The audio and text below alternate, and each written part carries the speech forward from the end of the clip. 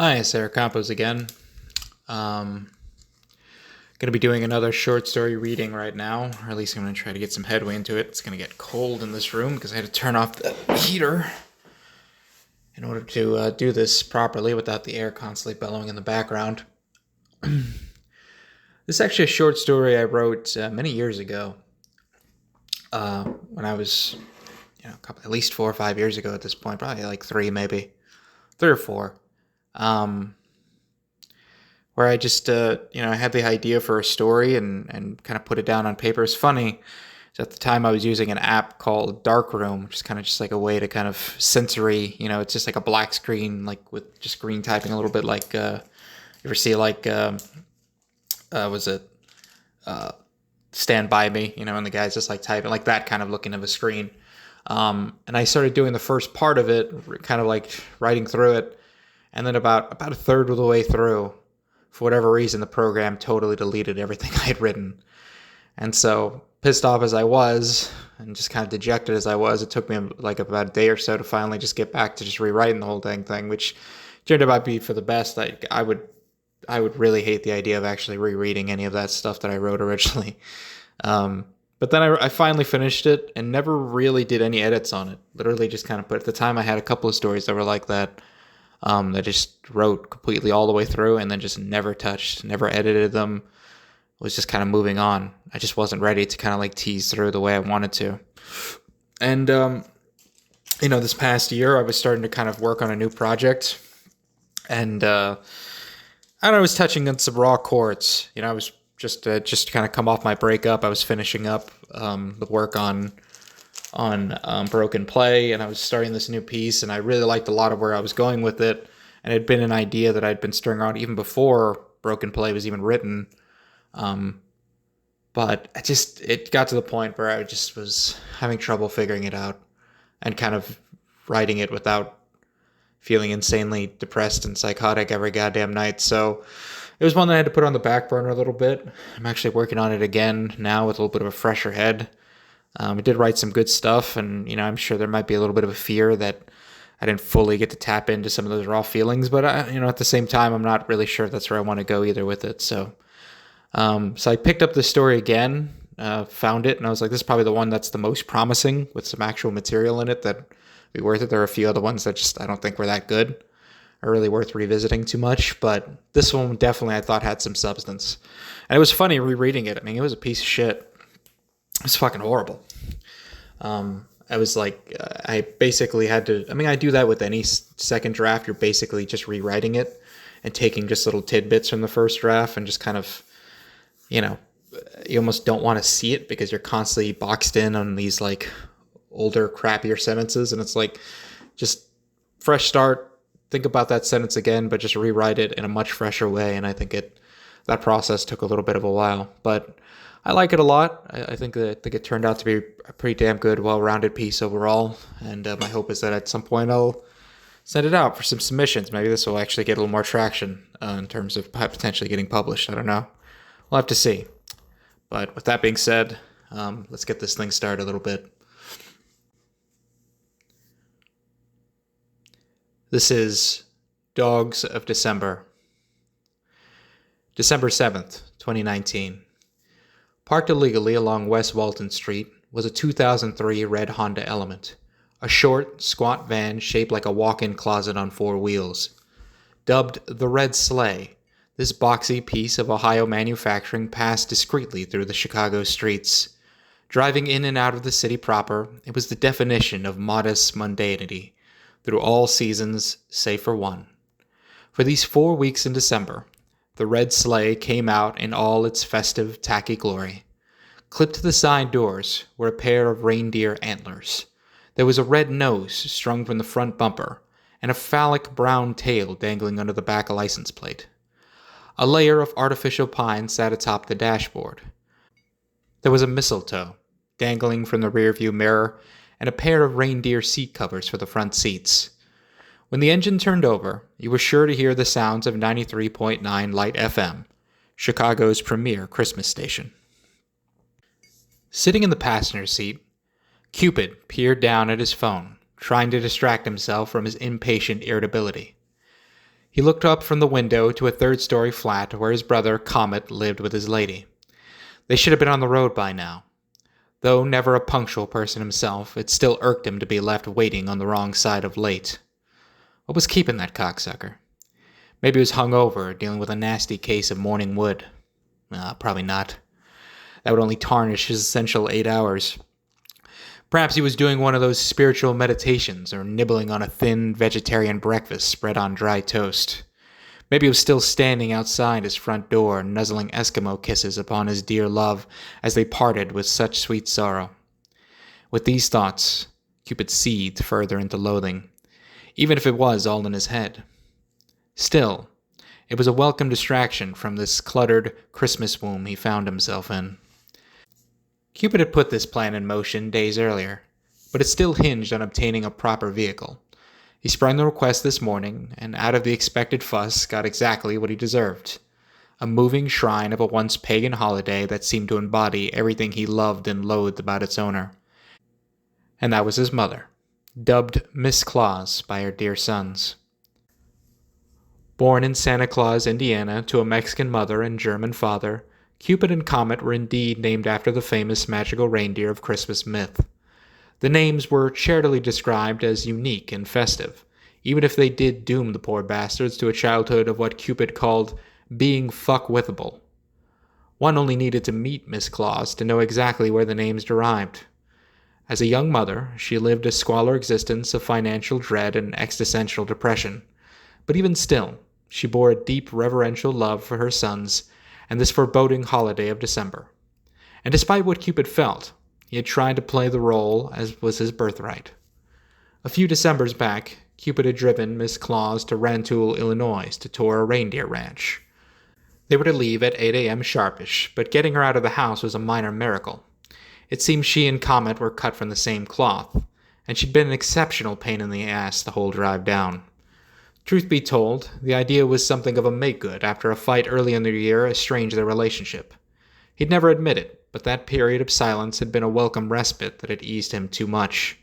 It proved difficult, silencing the ugly, selfish thoughts running through his head as they stepped out from the car in some shithole Okieville to see a herd of tick-riddled frauds poop brown petals behind a fence. As they approached, he remained silent, feigning a sincere expression. Never let anyone tell you that being a good son was honest work. Still, to see Miss Claus gleam when she first set eyes on those creatures validated the petty lies. The rest of the tour proved unmemorable, just a bunch of earthy smells and boring factoids from the tour guide. Cupid remembered hearing how male reindeer generally lost their antlers in the winter. The tour guide theorized that all of Santa's reindeer must be female, as they were shown in popular media to have full racks. His inflection on the word racks elicited a chuckle from a few onlookers. Miss Claus, bundled tightly in her shawl, mentioned how she always wanted to have a girl, and to name her Donner. Her voice dwindled in disappointment at this, as Cupid fought the urge to jump over the fence and strangle that guide for fucking with his plans. No more of that. If Cupid was forced to wait, then Christmas would have to do the same. He began texting his brother, abandoning a draft that included a few choice words. What good would it do? Time was money, but none of it was to be allocated to Comet. Their relationship was never built on honest exchanges like that. Cupid would come knocking with a bit of work, and he would try to even out the karma with some cannabis, a few bottles of spirit, or a bougie bit of furniture left from an old fling leaving for Prague. Still, he sensed that Comet's lady grew tired of these outings. She probably felt it was more trouble than it was worth, and he sensed that Comet was beginning to agree. If that irked Cupid, it was only because she was right. On his phone, Cupid invariably found himself on his ex's Instagram. There had been no activity for weeks. In the blackout, he felt a strange mix of relief and tumult. He knew the most painful truths were too often omitted. He waited, maybe for a post of her perusing through their favorite spots, looking too beautiful to be alone. Last he'd heard, she'd taken a trip out to Colorado, along with some friends he no longer spoke to. It had been 6 weeks since the breakup, and Cupid could not sincerely explain why he did it. He was only sure that it happened. They certainly had their differences. For one thing, she loved dogs, which he had come to revile like the hipster nuances of her friends. She never convinced him to get one, thank God. She probably would have left it with him, lacking even the means to care for herself. When she wasn't quitting another bartending gig, she played the role of forlorn housewife without a child, a husband, or even a mortgage to her name. He recalled the numerous things they considered buying with his money: a new canvas so she could start painting again, a bigger bed to fit both of them, plane tickets to Portugal for a trip they mused about so many times that it was depressing. But something liable to die, that was more to think about. He supposed having a child would have been worse, but perhaps then none of this would have happened. He couldn't be too sure. Under his breath, Cupid sang the opening lines to a song by Eunice Collins. At the hotel, feeling motel, treating me like I'm for sale. It pervaded the blank spots between thoughts, evoking the touch of lovers he would surely never feel again. Transfixed to his phone, a tap from his window startled him. It was Comet, wearing pale, ripped jeans, a thick woolen long sleeve, and a denim coat laced with fake fur. "You gonna sit on my lap?" Cupid exclaimed as the window rolled down, his irritation repressed and his mind racing to the task ahead before noticing the beagle cradled in his brother's arms. "What is that thing?" "It's your new roomie, remember?" Comet said as he caressed its teeny brow. Cupid felt a slew of expletives nearly erupt from his maw, but stopped himself, for he did indeed remember. A few days earlier, the brothers sat at the bar nursing a round of watered-down gin and tonics in the afternoon light. They were at the local high-low cocktail lounge, a hot summer spot sporting a spacious patio complete with an outdoor bar and decadent seating. Despite its vibrant accommodations, it remained veiled under a comparatively modest exterior that blended seamlessly into the neighborhood. There wasn't even a name on the building, only an image of two fingers pointing up and down. It was that kind of hipster, too cool for branded capitalism that irked Cupid to no end, even if he couldn't help but like the place. Nor could he stop complaining about it as he did that day.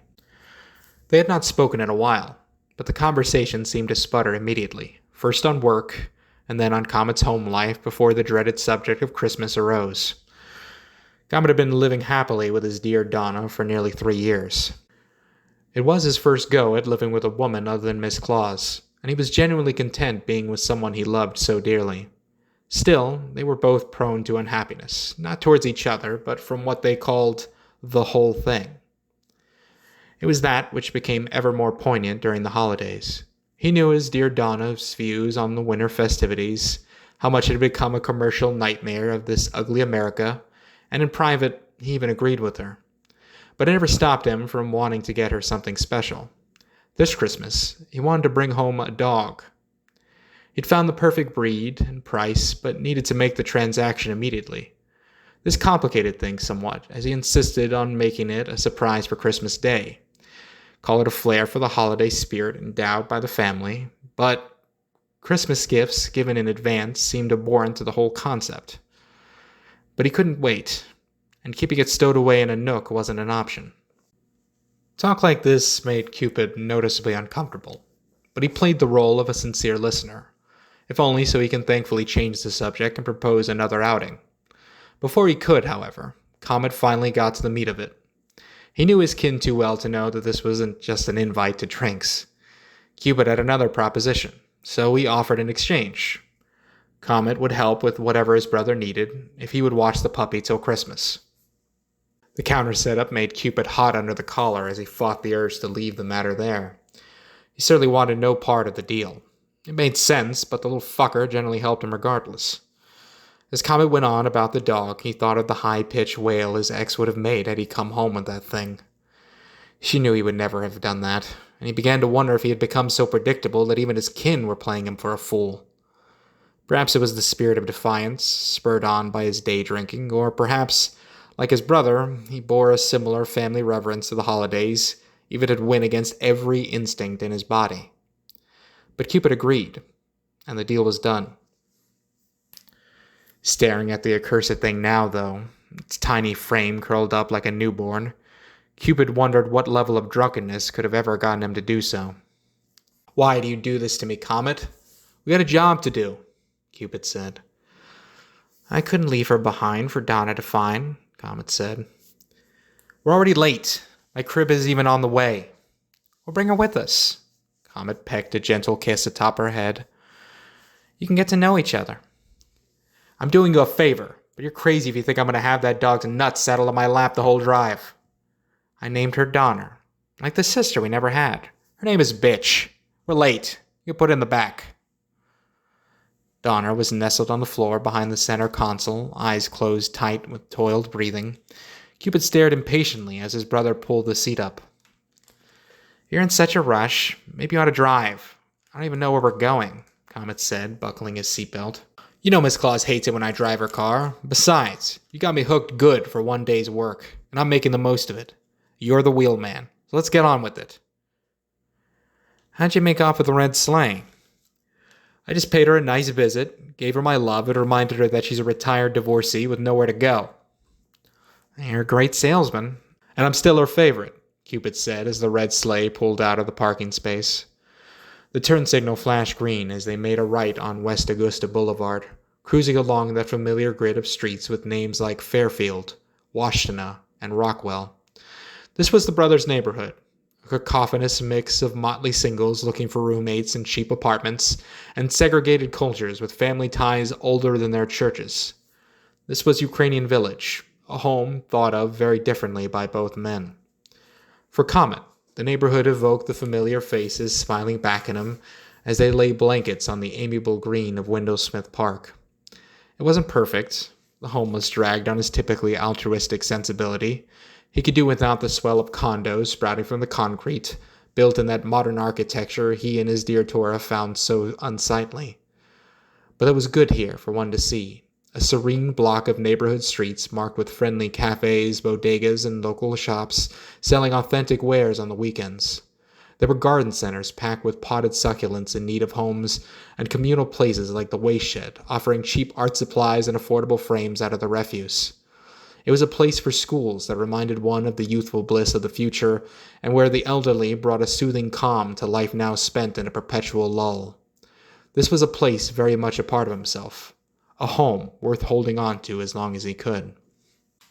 For Cupid, he felt the class of this place pulling on his well-worn coat the moment he walked out of his door. The place he loved had disappeared, and what remained seemed dirty, ugly, and packed with problems no one seemed to want to solve. He thought of the local restaurants, which had died a slow, painful death, leaving hollow carcasses that even the vultures wouldn't touch. He thought of the bars he no longer perused, ones that had lost their vibes in the same indiscernible way they were found. He thought of the hapless friends who had long since satiated themselves of good and ill, only to leave for some haven more bountiful, or a disaster more distinct. And who replaced them but a gentrifying wave of white hipsters with little sense of money, and even less sense of anything else. They came here to stay, but did not come alone. They brought with them their dogs. These animals, plucked from nature, bred, nurtured, and conditioned under their warped hipster masters. Cupid could hear their panicked howls bellowing from across the fence as he passed. He'd met the eyes of an attractive woman being yanked off the sidewalk by one, and turned away as it perched over on a leash preparing another meal for the city rats. He felt their smothering pounce when he entered someone's home, and watched them sit stupefied on a stool in an overcrowded bar. Yes, there seemed to be no more stools left for animals such as himself, and more were coming. He sensed that soon it would be high time for him to pay the tab, and disappear as those extinct creatures of the past. The red sleigh made a left and continued north on Western Avenue. It was a 4-lane stretch that reeled up the city's western half like a strip of movie film, rolling along until it cut off and flopped in the light. I would ride this until we reached Milwaukee, Cupid said. He never deemed it necessary to relay their destination, let alone an address. Comet was damn near disbarred from using Google Maps, his brother insisting he knew the way while seemingly never looking at the road ahead, and giving instructions only at the last possible second to react. It was one of his many big brother behaviors that annoyed Comet. As they passed Roberto Clemente Community Academy High School, Cupid broke his gaze from the passenger window and looked over at the puppy still curled up in a frail heap. Tell me, Kami, did you get a fire sale on a dead dog? I'm not even sure it's breathing. Comet observed through the rearview mirror. She seemed fine when I picked her up. Maybe a little sad, but I'm sure she's just settling in. The app mentioned her being a little introverted and anxious. Who's anxious? What app? What are you on about? It's a puppy app. That's how I found her. I didn't want to dig up random leads on Craigslist. This one is way more personal. It doesn't just show offers, it gives info on personality, food preferences. It even gives astrological signs. Cupid palmed his brow in exasperation. Say it ain't so, Kami. Donner's a Scorpio, and Donna's a Cancer. They're perfect for each other. My own kin swindled by apps in the stars. How can you be so gullible? Please. People get laid with apps. They bank and buy cars with apps. I swear, I wish you'd just turn into a grumpy old man already. At least there'd be some wisdom to your bitching. I only have wisdom for people who listen, not people who'd buy a pigeon because it's a Virgo, whatever the fuck. You must speak. Can you at least tell me where we're going? Why? You want to look it up? You want to check Yelp reviews and see if they suit your astrological preferences? The back and forth petered out as they reached North Avenue. You could see that his brother had checked out before finally relenting. We're going to Glenview. Comet turned to his brother. You didn't tell me we were leaving the city. What business do you have out there? Cupid didn't answer right away as he stared out the window. They were passing the Bloomingdale Trail, where he and his ex used to traverse on their way to a Sunday brunch in Logan Square. Bottles. Spirit bottles. Comet did not follow up on this, but he understood, if only partially. He'd followed Cupid to the city after college, where his brother got him a gig serving drinks for a catering company. He knew Cupid's business was alcohol, where he'd worked as a wine and liquor distributor. He sold to bars, bodegas, and anyone else trying to fill their cupboards with bottles of liquid drunk. In a city like Chicago, there could be no sure product to peddle. Cupid was a keen salesman, if a fair bit capricious and whimsical. He'd made clients out of small business owners, people who'd gone all in and then some for that momentary venture, christening the city maps with names that came and went. Like Cupid, they were passionate, with that strange mix of brashness and inquisitive openness required to make things happen. And they liked Cupid, partly because he wasn't above making patronage, buying rounds of shots of the same expensive wares he'd just sold. He was also knowledgeable, having garnered an intimate understanding of production, refinement, and distribution. But more than anything, these clients bore comfort in Cupid because it didn't really matter if they liked him or not. Other distributors were sure to come, and they would be undoubtedly cheaper, if not as easy to work with. And for that, Cupid bore a healthy respect for his clients, and, by the same token, reviled them. Cupid would never admit it, but he'd been jealous. He'd garnered a comfortable living for himself and his ex, but he never came here to be comfortable, and he'd grown resentful of having spent so much of himself selling someone else's offerings. A few years back, he was invited by Lupe, a friend he'd made in the city, on a trip to Oaxaca. He was shown several cultivars of wild agave growing at a nearby school. Lupe needed money to transplant them and begin harvesting. Cupid made several more trips, investing in a project that would soon consume his life. By that year's Christmas, he resigned from his job and, with Lupe, established a brand of mezcal. His associate would handle production and exporting from Oaxaca, while he managed storage and distribution stateside. In Chicago, Cupid had connections and knew how to skate that fine line between legitimacy and bootlegging. Milwaukee Avenue was a diagonal slant that cut across the city's grid, paralleling the Blue Line subway like a vital artery running from downtown to the outreaches of O'Hare International Airport. At the center of it was Wicker Park, a triangular patch of green that made jagged ripples through the surrounding neighborhood like a cubist painting. As the red sleigh neared Wicker Park, Cupid pulled out a bottle of clear liquor from under the seat. He nestled 2 red cups into the holders, popping off the top before taking a long whiff of that smoky aroma which stung his nostrils. Printed on the label were the words, Cometa Mezcal. The name behind Cupid's new venture was seen as something of a jab at his brother. Besides Lupe and his ex, he was the first family member he'd talked to about making the full transition on his own. He tried convincing him to buy in, maybe make it a family thing where they worked together on various sales. But Comet refused. The reason should have been obvious, even to Cupid, but it didn't stop him from broaching the subject every week or so, usually when he was stark drunk on his own booze.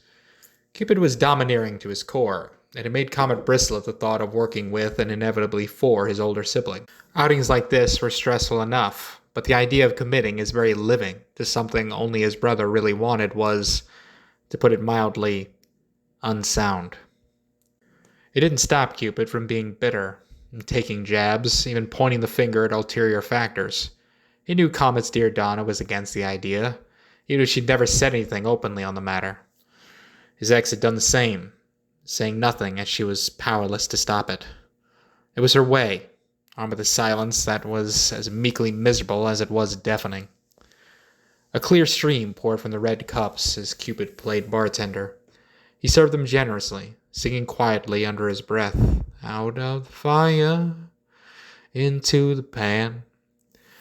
Why can't you be a 60-minute man?"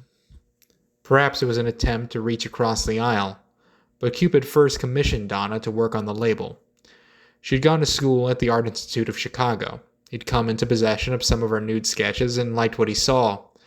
This curious collaboration started tenuous at best, as he rejected several of her initial submissions. He wasn't an art person, but knew what he didn't like, claiming that she was overthinking things.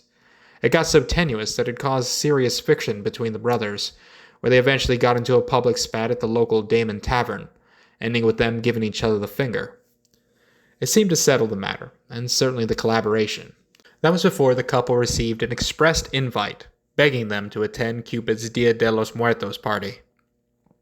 When the couple did arrive, Cupid greeted them lavishly as though nothing had happened.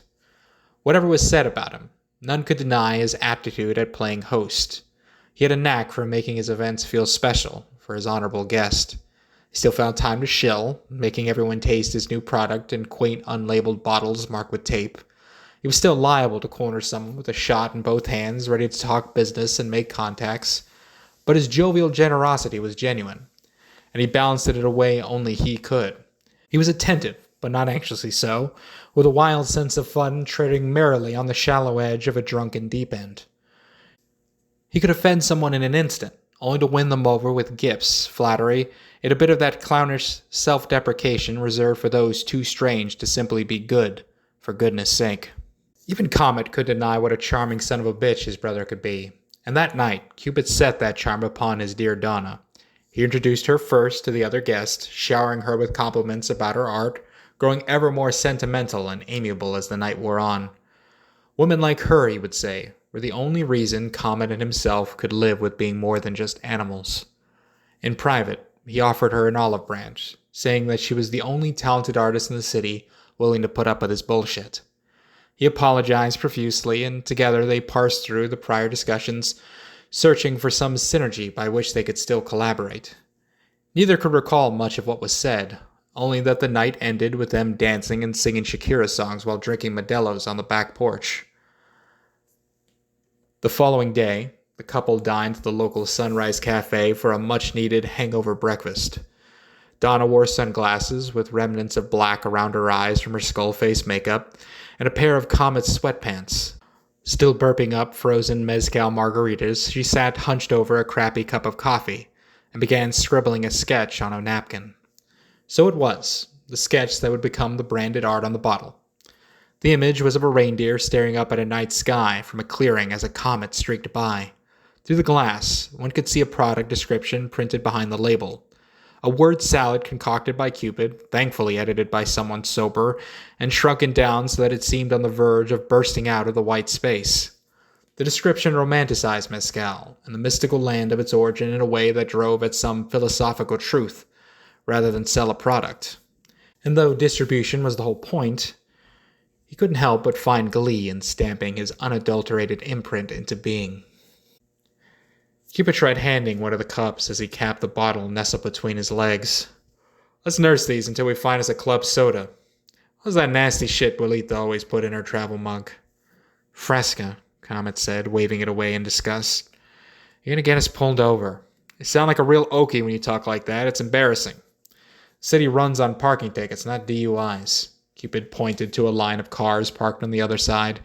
One after another, an orange ticket was placed neatly under their wipers. That's some street cleaning for you. They ain't stopping that gravy train just to pull us over. So take the drink, take a left on Milwaukee, and stop taking such wide turns. Jeez, you drive like my ex. The light turned green, and the red sleigh drifted slowly onto Milwaukee Avenue. Cupid took a heavy swig from his cup, while others cut across the road like deer in the headlights. The Milwaukee Strip was a bevy of bars, restaurants, cafes, bookstores, drugstores, vintage shops, record shops, art galleries, furniture stores, and even thrift spots selling overpriced clothes to young white hipsters. They'd come here often, on dates, with friends, and for family outings. Even when alone, it was a surefire plug into this curious current of the city. It was cold and early, but the current flowed exuberantly for the season. Since early November, the festive ornaments of the holidays were plastered all through the Milwaukee Strip. The rabble moved about, rooting through sales for gifts with a bit more personal touch than the onslaught offered on Amazon Prime. Even through the car windows, one could hear the faint music harmonizing in the distance. Round yon Virgin Mother and Child, Holy Infant so tender and mild. Cupid was noticeably uncomfortable, stirring and taking frequent swigs as he tried focusing ahead. Comet was anxious also, glancing over at his brother and Donner. If this kept on, Cupid would be drunk before they even made it to I-90. Comet needed to break the pace somehow, and he searched for something to say. You still have that Joseph Washington album? You know, the Christmas one? Comet asked. The silence prolonged itself in confusion, and he couldn't help but sing one of the song's choruses as though it would help. It's Jesus' birthday. It's Jesus' birth. Stop. No more of that shit. You're worse than Miss Claus, Cupid grimaced, taking another swig. We liked that album, didn't we? We were hammered. Who the fuck gives someone Christmas albums on Christmas anyway? Miss Claus. She gave it to you. I just thought it'd be nice to... The light turned green again, and Comet returned to the road. Forget it. Cupid nestled his cup back in the holder. No, I don't have it. I left it with Lucia. Comet's head jerked in dismay. Are you serious? I left her with a two-bedder apartment full of my stuff, Commie. I'm still paying that lease. If I'm not serious, I'm a hell of a joker. God damn it, Cupid. It was a gift. It meant something. It all meant something. If I wanted to take it all with me, I would have stayed. I left in a hurry. Whatever she didn't hurl at me, stayed. Comet's eyes narrowed in dismay. I'm sure you went back for your fucking booze. You got her number, don't you? You two always got along, chatting about whatever the fuck. Take the album. Hell, take what you want. Me, I've had all I can take. The tension settled as the brothers stewed quietly to themselves. Comet hadn't asked much about the breakup since it happened. He'd seen his brother make women disappear long before he'd even had his first kiss. For everything ugly in Cupid's nature, he had a gift for making a woman see the best parts of himself, at least momentarily. They were beautiful, emotional creatures who seemed to have long ago accepted being abandoned. Most of them were estranged from their own families, and the introduction to the Miss Claus household was something of a culture shock. None were expected to stay long term, and none ever did. Perhaps Comet felt differently about Lucia because she was introduced around the same time as his dear Donna. He liked Lucia too, and they did have an easy time talking. They were close in age, a few years younger than Cupid, and ran in the same service industry circles. Comet even tried getting her a barista job, but it never materialized. It seemed to sum things up, a temporary presence so sweetly evanescent that it made one wonder what happened. He first heard about the breakup through texts, as though it were just another detail in a laundry list of things Cupid bugged him about. He wrote, Miss Claus is having issues with her thyroid again. Lucia's gone. I'll talk to you soon. And they did, but it never came up. Sit down, baby, and light a cigarette. I wanna have you at your very best, Cupid sang under his breath, pouring himself another serving. Cupid, for his part, found his brother's mum on the subject irksome. He seemed to be prodding him with silence, like a would-be therapist scribing some BS diagnosis on a pad. Comet certainly had an opinion about it, regardless of what he knew. It'd just be one more thing they would have to live with thinking differently about. Cupid was sure he would spill his guts one day in some pitiable state of drunkenness. It's probably why he spends most nights getting drunk alone on his own mezcal. Fuck him if that's what Comet or anyone else was waiting on. He didn't want to talk about it. What more was there to say? She was gone. The red sleigh rolled on, staying on Milwaukee Avenue past the city outskirts. There were faster routes, but it was best to keep it simple and avoid too much bickering. Despite what was said, Cupid and Comet were soulmates of silence. It took him back to those long drives out in the sticks where Miss Claus's former husband owned a 10-acre plot primarily used to discard rubble from a landscaping gig. Cupid sat beside his mother in the passenger's seat with a Comet in the back, watching the PM sun go pale like cheap eggs. They would drive in disassociative calm, listening to mournful Motown songs they sometimes sung to themselves. That world was behind them now. Driving past I-90, the city skyline seemed like a distant planet wrapped in a ring of highways. Coming to this point always made Cupid weary. He nestled his empty cup into the holder and left it alone. He stared ahead, daring not to look back at that windy kennel of concrete behind him. The years spent in that city felt like dog years. You could spend 10 years there and it'll feel like a lifetime. Through it all, one could easily forget how to be human. It made you wonder what the dogs felt like, a leash wrapped around their neck, treading on the snowy sidewalks, which burned their paws with sodium chloride. The snow melted, the wind bellowed, and you were just an animal trying to find a bit of privacy to do your business. If you ever missed it, ever craved the sensation of having 2 hands, 2 feet, and too big a brain, there were only 2 things to do. Do something so odious that only a human could fathom it, or drive out, as they were, to the open lands, where the buildings stopped touching and the animals scattered as far away from you as they could. Reaching Glenview, the red sleigh slowed to a cruise on Leahy Avenue as Cupid scanned a complex of warehouses. Entering the parking lot, a list of seemingly meaningless numbers were marked on a dull brown sign. They drifted past a custom t-shirt business to the far end where the asphalt dissolved into a mix of gravel, dirt, and grass. The lot opened up to what looked like a junkyard, with vehicles parked in stagnant states of rust and decay. Nearby was a zebra-print Volkswagen Beetle and an orange Westphalia camper van with national park stickers stuck to the back window. Several large containers were arranged, seemingly riddled with tetanus and sealed with locks. Past this was a grove of ugly trees, and surely a fence boarding off the Gallery Park Trail. They kept on through the junk, until they reached the final warehouse, belonging to Pearson's Custom Finishing. A heavy-duty lock hung open on a set of double doors. Slipped inside one of the handles was a rolled-up note. The red sleigh reverse parked to the doors before the engine cut off. Comet stood by the driver's side, watching his brother snag the paper. "We missed them. Those white bastards couldn't ditch work fast enough." Comet barely heard as he gently peered into the back seat, trying to caress some life into Donner's wilting spirit. "Does that mean we go home?" "Hell, it does. It means I don't have to waste time associating with those hicks. They said we can load up what we can and lock up." "They couldn't text you that?" "I told you, they're hicks. They like to write stuff." Cupid crumbled the paper and tossed it into a pile of clutter. Comet's eyes rolled. "Let's make this quick. I'm worried about Donner. If you were more concerned with wasting my time and not the dogs, we'd have been home by now." Cupid approached the rear of the red sleigh and dropped the hatch. Inside, Comet was cradling Donner. "We had a deal, Commie. You want me to hold up my side of the bargain? I suggest we get a move on before I get a headache." The double doors cracked open as Cupid peered into the darkness inside. The entrance space was no bigger than a child's bedroom. A dry mustiness overlaying dust permeated the air. The cement floors were a sporadic mess of blotchy red paint with no accessible light switches.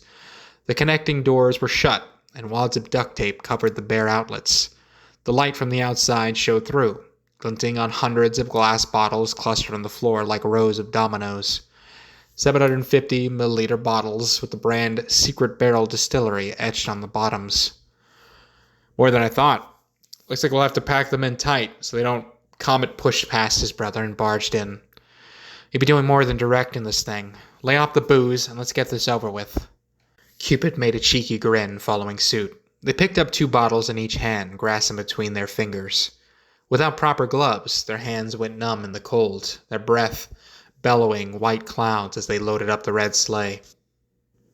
With the back seats lifted, the rear became 1 cubic space ample enough for a quaint piece of penthouse furniture.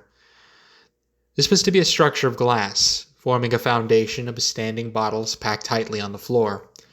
Then it was a matter of filling in the space, laying them laterally along the rows of spouts. From here, the process became less focused, as both men took to stacking the way they thought best. The structure was not the least pretty, lacking design and uniformity, but would have to do to get through those potholed alleys of Chicago. Though sloppy, it was no less tedious to painfully place each bottle where they fit, hearing the glass clink like a demure toast under the ambiance of speeding traffic in the distance. Any that were cracked or spattered with some obscure gunk got tossed with the junk. These things are too shabby even to put a flower in. What good are they to you? Comet said as Cupid went back inside. I don't discuss business with front-of-house grunts. You want to be in the know? Put your money where your mouth is, Cupid said, disappearing through the doors. The corner of Comet's mouth tweaked as he continued stacking. If only you would keep me out of it. He stood there a moment and enjoyed the heater emanating from the front vents. Despite Cupid's protests, they left the engine running with Donner curled up in the driver's seat. Cupid came up behind his brother, handing him 4 more. We're going to use them for margarita mixes. Working with my boy Otto at Estrella Negra. That Mexican joint on Western and Fulton. That hipster Mexican joint, but yes. He's repping my goods. Talking a collab, maybe a tasting sometime. We stopped in a few months back when I wanted pozole. Not bad. The drinks were strong and the food's overpriced. The gimmick is contrived, and I never trust a Mexican spot that charges for trips and salsa. It is what it is. Well, I thought it was fine. Just fine. Well, that's what the place are made for, isn't it? Somewhere to bring your white girlfriend without feeling embarrassed. A gust of smoky air hit the back of Comet's neck as Cupid turned to walk away. What is this? Comet called out to him, irked and bewildered. Why can't we just be kin anymore? Cupid looked back curiously. What's changed? Exactly. It's like we're still kids. Doesn't matter what I do or say. You have to come at me with your resentful, bitter bullshit. Oh, don't be dramatic, Commie. You know I talk out of my ass with this stuff. You're right. I am a bitter, resentful prick. But hey, if it's killing your vibe so much, we don't have to keep doing this. You can be the first to walk away. Cupid's voice trailed off as he entered the warehouse. Comet followed, bending over with his brother as they continued working. You charm patrons and businesses with your bootlegging. You play suave for some coked-up girl drinking herself to death at Continental, but you can't help yourself with me? Well, you're not buying liquor, and I'm certainly not trying to fuck you. Look, I'm a sellout. I can confess to that. It's what I do for these people. They want to be sold. They don't care what I think. I don't care to tell them. It's different with you. Why? Comet's eyes rose to meet his. If I'm the gentrified chump you talk about, why not pull the wool over my eyes? At least then we wouldn't fight. You said it yourself. You're talking out of your ass. So what's the truth?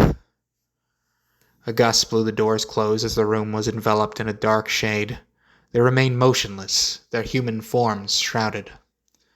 Cupid sighed. Truth is, I love you, and you piss me off for that. I don't care what those hipsters, those business people think. But for you, I do. You're not a problem. I know you're not dumb. You may do some silly shit for your lady or whatever. You do what you must. See things for what they are. I don't resent you for that. Hell, I half-ass respect how you've held it together. We're more similar in that way than you think. And I think you see things the way I do more than anyone. Well, I don't. I don't see what you see. And I don't know what it has to do with any of this shit. I see myself for what I am. And what I do. I scratch a living selling brown shit to white hipsters. I know, wherever the hipsters go, so will I. They'll gentrify another city, another hood, another bar, and I'll be there sitting obediently on a stool. I've become their dog, and I hate myself for that, more than I hate them. I see that now, and I see it in you sometimes, but I can't help but be bothered by that. Well, I like what I am, and I like how it happened. I like what I do, and I love who I do it with. You could talk about being a dog or hating hipsters. In the end, you've been warped by what's happened to you. Well, maybe you got some resentment from me too. But hey, thanks for not fighting about it. No sense in that, right? When you can rattle on about how much of a warped prick I am to someone else. I don't blame you. She's a good woman. She treats you well. That tends to simplify what's wrong with things, doesn't it? Makes it easier to see what's wrong with people like me. Stop it! Comet barked. The door swung open, the daylight gleaming onto him. His eyes were stern, staring at his brother shrouded in his silhouette. Hound me all you want. Shit on the dog. But you start about her and I'm gone. If I have to trudge to town in this cold, it's worth getting away from you. Comet's silhouette disappeared as the door closed, the shade closing in on Cupid. The room enveloped in darkness, and he stood alone, musing without form. Cupid used to tease Comet for dating a white woman. It was just shit talk, but there lay a kernel of truth from how he felt. Despite his backwards thinking, despite his attempts to paint Donna in some sterile light devoid of color, he had meant what he said earlier. She was a good woman, delusional, to be sure, and an awkward weirdo, but she had made Comet happy. Before Donna, Comet seemed a reclusive incel only needing a hentai subscription and a female cat to complete the picture. In the end, Cupid had been wrong about him. Wrong about her, and didn't feel much right about his circumstances. Cupid's ex had been a punk-inspired Guatemalan with China eyes and an earnest reverence towards her culture, but it only cemented his insecurities. Rooted in his terrible Spanish, and how he seemingly had more cultural links to the North Pole than anywhere south. Perhaps he needed to find someone like Donna. Perhaps Comet was better off leaving him behind. If Cupid were in his queer, Clark's Bushacre shoes, he'd probably do the same. And I'm here, out of love and affection, and I need your love and reaction, Cupid sang, putting the final touches on their work. The red sleigh, packed to the rim with glass, barely allowed the hatch to close. How about Taco Bell brunch? Haven't had a burrito supreme in a dog's age. Sitting in the driver's seat, Comet cradled Donna in his arms. Her breathing had weakened, and her heartbeat was fading. He tried caressing again, hoping for a response, some sign of life. There was nothing. We gotta get her to a vet, Comet shouted back to his brother. I think she's dying. Cupid leaned against the trunk, feeling worn and dehydrated. God damn it, fine. I'll drop you off someplace in the hood. There's no time. She needs attention now. Cupid bolted towards the driver's side. Look here. I've had enough of this doggy bullshit today. I need food, I need a drink, and I need to get the hell out of here. I'm not wasting time at an oaky vet with this livestock. No deal. Comet lunged out of the driver's seat. Before Cupid could react, a bottle came hurling his way, just missing him. The glass shattered, and he jumped back with an embarrassing yelp. Everything's not about you, you miserable prick, Comet barked, chucking another. Stop that, Cupid ducked. We had a deal, Commie. To hell with you and your deals. He flung himself back behind the wheel, slammed the door, and ignited the engine. Cupid's heart raced as he saw the car pull out, his voice cracking. No, don't do that. Fine, but I'm driving. Hold that thing. I don't want to get sick. Soon, Cupid found himself in the Glenview Animal Hospital, perched uncomfortably in a waiting room chair that was slightly too small. His manspread extended past the seat, gazing out in disillusioned boredom. He'd seen waiting rooms like this plenty, full of the same tacky furniture hued in glum, cream-colored variants that seemed to personify sedation. But despite its commonplace design, this distinctly unremarkable space gave off an eerie air of having not been made for humans. There was no crummy TV streaming novellas with the volume raised too high to ignore. There were no obnoxious children fooling around with one of those crummy bead mazes where one moved geometry along a loopy trail. No magazines or brochures held in a bit of ugly plastic, not even a coffee table to put them on. The framed pieces were not composed of those generic reprints bordered off with obscure wordings, but were portraits of pets staring with strangely human expressions of relief and contentment. The lone sign of humanity, save for the pig-esque desk clerk, was a Gothic-clad woman in her late 30s, her face punctured with a big nose and deep tear troughs down her cheeks. Her ripped jeans were tight, and her tattoos spanned across much of her exposed skin. Her charms and rings were ominous and bewitching. She wore a thin coat with an M printed across a heart from the local Makushla Brewing Company, and a black t-shirt with an image of President Donald Trump blowing his brains out. Placed by her converse was an empty cat carrier, left unzipped, her lips sunk into a settled frown with a grim poise of purpose and intent. She struck a genuine balance between knowing that things had a way of sorting themselves out while recognizing the bitter inevitability that she would be there, in the end, regardless. Cupid did not know why he was there or what would happen. He simply was, in a place where answers came only to people with more than his shitty freelance insurance. Places like these hearkened to that animalistic helplessness and confusion. He had avoided doctors even more than dogs, and only got his blood pressure checked recently after getting stitches at a hospital. Sitting there now, he couldn't shake that insatiable feeling of a clinical latex glove poking at his person while he tried not to jostle and scurry free. Gazing about, Cupid suddenly became transfixed on a festive, red frame across the room. It was another dog portrait, a brown and white beagle staring listlessly at someone just off camera. He wore a candy cane-colored scarf, a green elf-inspired tunic, and a pair of red horns perched atop his floppy ears. Cupid peered into that animal's gaze as his eyes twitched. He felt the throbbing in his temples intensify and a slight nausea creep in. A memory popped into his head, something long gone, but very much a part of himself. But it wasn't about Christmas, which he associated mainly with his family. No, this was something more personal, from a childhood spent enjoying birthdays in the backyard, a broken piñata dangling from the trees, a heap of candy scattered through the grass, and yes, a dog. While Cupid took great pleasure in teasing Miss Claus, there was no denying that the bitch knew how to celebrate a good thing. Through the years of birthdays, Christmases, and the like, she brought pure, heartfelt effort in making them just so. They happened yearly, but came with a fervent finality, not in a morbid end-of-days sense, but in the way they were meant to be. They were an event, a special moment worth forgetting that you didn't have much, and that you don't always think of people you love as you should. None of that mattered when Miss Claus was hosting, and she was on her game that day, celebrating her dear eldest son turning 5. This was the birthday boy's special day, and Miss Claus saw that it was exactly what he wanted. There were no Christmas decorations, no food he didn't want on his plate, nor gifts for anyone but himself. She shelled out for his favorite Detroit-style pizza and a tres leches cake, topped with an extra strawberry on the birthday boy's slice. Rather than a generic Hoto Power Ranger piñata found at the stores, she got a specially ordered Green Hunter Beetleborg made just for him.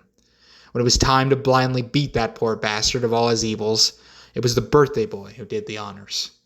After a violent lapse of several minutes, it was time for the final blow. Here again, the birthday boy possessed the stick, free of a blindfold.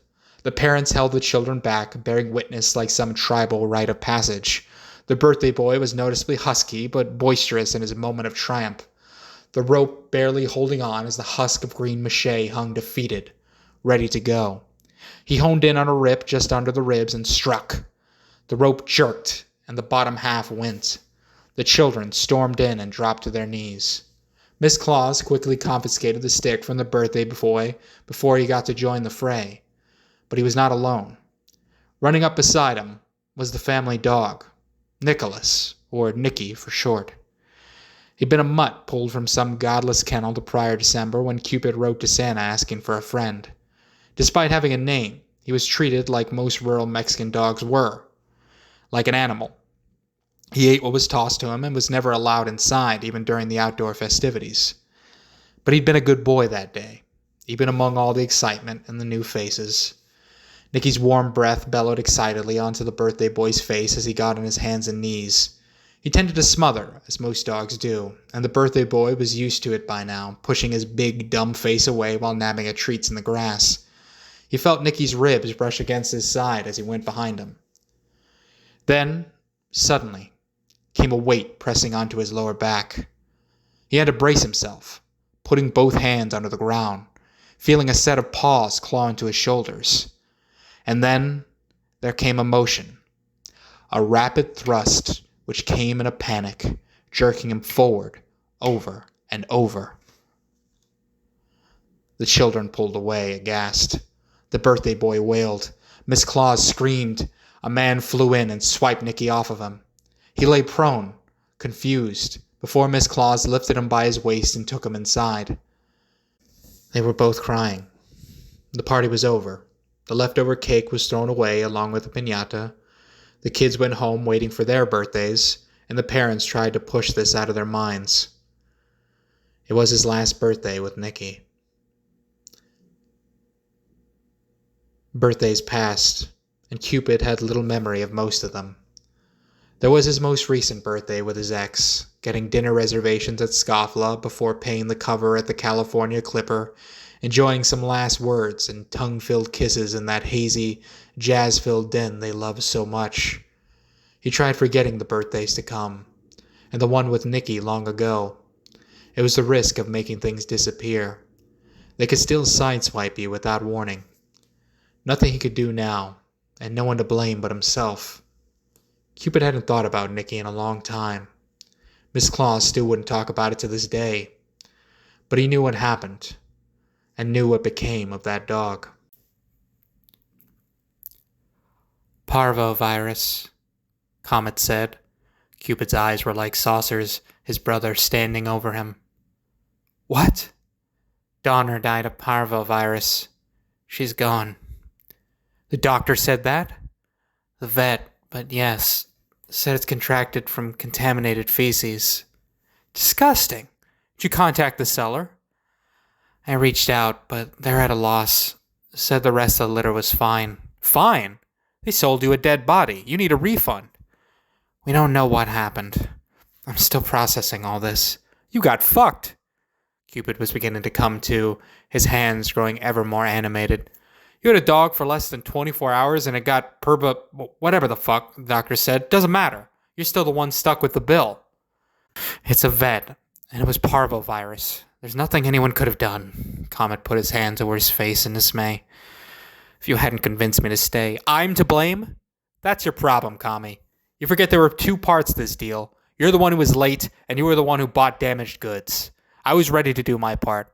I was ready to be done with this already. The last place I wanted to be was here. Blame the doctor for giving you bad news, or blame the dog for eating its own shit. Comet threw his hands down, his face red. It's a vet. It's a fucking vet, you dumb... A text came in. They said they can't help me. No shit. If you don't believe something's up, they sure as shit do. They think the spick's trying to pull one over on them. Cupid said, shaking his head. I could still report it to the app. I just need some documentation, some proof that...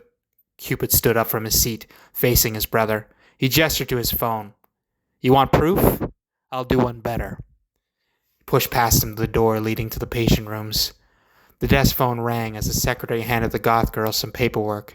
She took it, with carrier in tow, the cat stumbling about inside, and made towards the exit. Comet solemnly watched as the door closed behind her. He had no more business here, save for a bill that would take months to pay. He felt sick, but knew there was no surefire cure for remorse and regret. He wanted to go home. He never wanted to leave in the first place, certainly not on account of his demented brother.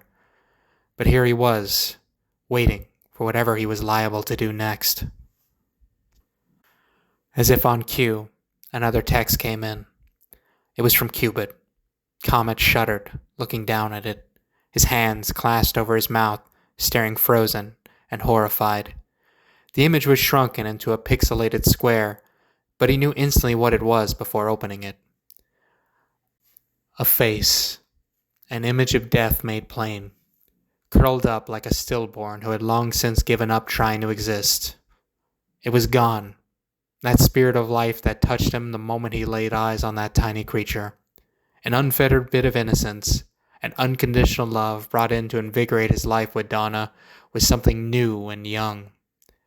But the spirit of Donna was gone, and though only a pup, she was dead, and you don't get much older than that.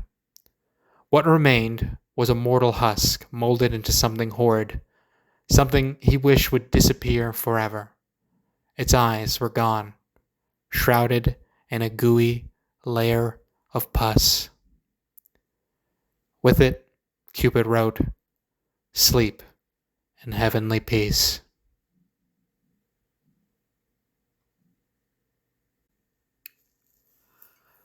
The drive back was quiet and somber. The engine rumbled on, but the energy inside was sapped, swaying lifelessly with the motion like some seasick voyager riding the waves. The front tire rolled over a fissure in the asphalt, and the bottles clinked in tiresome harmony. Cupid checked on their toe. Turning back towards the wheel, he caught sight of his brother sulking against the window. "I suppose the deal's off, then," Cupid said. Comet fixed his gaze onto the dull landscape. "What am I going to tell Donna?" "Nothing. She doesn't know about the dog, right? That's how it'll stay. She can come to her own conclusions about today. She'll assume I dragged you on some drunken misadventure. That's fine by me. She already thinks I'm trouble." "She likes you more than you know." "Well, I don't. Sometimes it's best to play dumb when you don't have many options.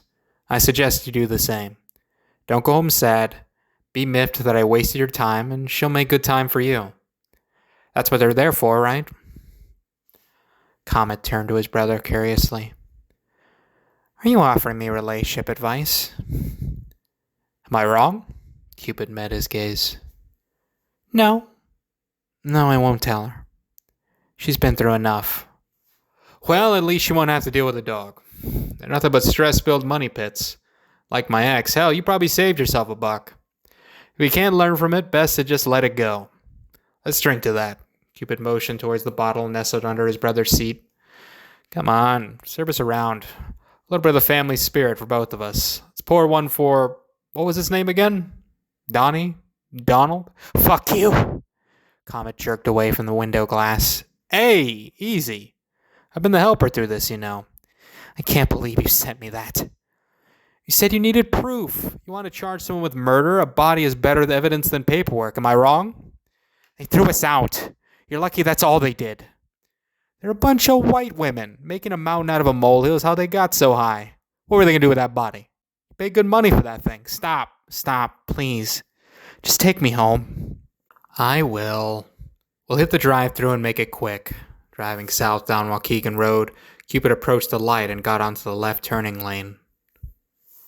"What are you—" Comet looked to the left side and spotted the gray and white Taco Bell. "Are you sick?" "No, the dog was sick, remember? The rest of us have to carry on living. That starts with taking a breath and getting food." The car stopped at the long light with the turn signal on. No, Comet whined, motioning as though he were wafting a whiff of fumes. "No more drinks, no more stops. I'm done with you." "You're the one who gave me the wheel, Kami. If you're going to make me drive home, then I get to have Taco Bell. And you're not watching me eat alone either. Your meal's on me." Comet shook his head in dismay. "I knew you would do this. You know me too well not to. Kami, eventually you're going to realize what you know is merely incidental." The green arrow beamed as they cut across onto Chestnut Avenue. "It's about what's happening. It's got nothing to do with what you know. What's happening now is I'm getting a burrito supreme. So when you're done bitching about what you know, shut up and let me buy you a taco pizza." "You're a self-absorbed drunk and a self-righteous pig. I'm also your brother. One thing I've always had over you is knowing how to get my way. We made your stop, and I'm making mine. And we're going to do it together." Reaching a fork in the road, the red sleigh made a listless turn into the Taco Bell parking lot. Cupid made an exaggerated lean in that direction as though he were about to nestle his head tenderly upon his brother's shoulder. Comet shoved his brother's face away. They began swinging. The lone hand controlling the wheel made the car jerk left. A woman in smocks exited the Glenview Taco Bell, heading to her 2015 bronze Lexus RX. She held a yellow, well-worn Cafe Bustelo tote bag, overstuffed with her civvies and essentials to survive another long shift at the Lurie Children's Primary Care. The day had riled her up something crabby. Not just the patients, but the newbies slowly encircling her every week. She had to get away, couldn't take it even for lunch, or she'd be berated by pointed questions and bad behavior. It had made dingy, fast food heaps like this a haven, but time was running out. Soon, she would have to return. The engine turned over, followed by a tentative pause before the bronze Lexus RX pulled out and drifted behind the restaurant. As the woman in smocks near the parking lot exit, she caught sight of the red Honda Element approaching. The pathway was wide enough for both vehicles as she drifted into autopilot, preparing to turn left onto Chestnut Avenue. In a yield, she pondered about the newbies, the children, and of going home. Then a jolt. The sound of clinking glass rang with violence. Her neck and body jerked from an impact on the driver's side. The sound of metal scraping against her door. A piece of brown plastic skipped over her hood. Was that a reindeer horn? The two vehicles stopped, seemingly welded together like some conjoined twin of automotion. Aghast, the woman in smocks turned to her left, seeing first a large bushel of balsam fir enveloping the front seat. Through the brush, she met the eyes of Cupid and Comet staring back at her. Inside the Glenview Taco Bell, Comet sat mutely in a single booth, staring out the window. Outside, the red sleigh and the bronze Lexus RX were parked beside each other. The woman in smocks and Cupid were surveying the damage and exchanging information. Comet was asked to order something he could no longer recall, but had done so anyway. Set on the table was a bevy of processed muck shaped into Mexican food and loosely wrapped in paper hued in fiesta teals and oranges. Cupid had been in a trance since the accident, one that could have led him into oncoming traffic without a second thought. He felt aches, exhaustion, a swell of emotion, and a welling of tears that had nearly broken, only to dry upon his puffy cheeks. He wanted only to disappear. The saddening turmoil and embarrassing rage had extinguished into a deadening stillness. Among this clinical mockery of cultural cuisine, he felt little more present than the condiment bar stuffed with red, green, and yellow packets. Comet observed the two adults talking intently outside. He could picture his brother perfectly in his mind, but he seemed different somehow. He lacked that cellar swag that had bullshitted him through worse troubles than this. He looked apologetic, assured, and even endearing. The woman in smocks looked weary, but lacked the warranted exasperation one may expect. She remained calm, with a vague sense of relief that Comet could never fully understand. Before long, it was over. The two adults shook hands and went their separate ways. The woman in smocks got into her bronze Lexus RX and pulled away. Comet watched the vehicle fade from sight as his brother entered the restaurant and approached the table quietly. "What happened?" Comet asked. "You really need a recap, Kami?" Cupid sat beside him, the sounds of wrapping paper crumbling as he began to eat. "Everything's all right. I'll take care of it." "What did you tell her?" "Don't ask about my business if you want no part of it. It's between her and me, and Miss Claus's insurance." "I thought she might call the cops." "She's black, stupid. What good would a cop be but trouble? She was late to get back and just wanted my info." Cupid spoke through his chewing. "I need to find a one with a job. A real one. Or at least somewhere to go." "I'm sorry, Eat! You're making me nervous." Comet tepidly unwrapped something. They sat silently for a moment, under the faint sounds of holiday pop music emanating from the kitchen. "You know, I remember finding out when my dog died. I was coming home from school," Cupid said. "Must have been in first grade or something. I don't know. My teacher was an oaky bitch, though. I hated my guts. Told Miss Claus I was half a momo." Comet turned to his brother curiously. "Nicky? I don't remember that at all." Well, I do. Came home on the bus and Miss Claus was waiting on the porch. Thought I'd fucked up big time. Before she told me that Nicky had gone. Said his family had come and taken him home. And that was it. I never saw him again. Cupid was ripping open several of the red packets, squirting pasty clumps into his dissected burrito. It's funny. My first thought was that his actual doggy family had trotted in like something out of 101 Dalmatians.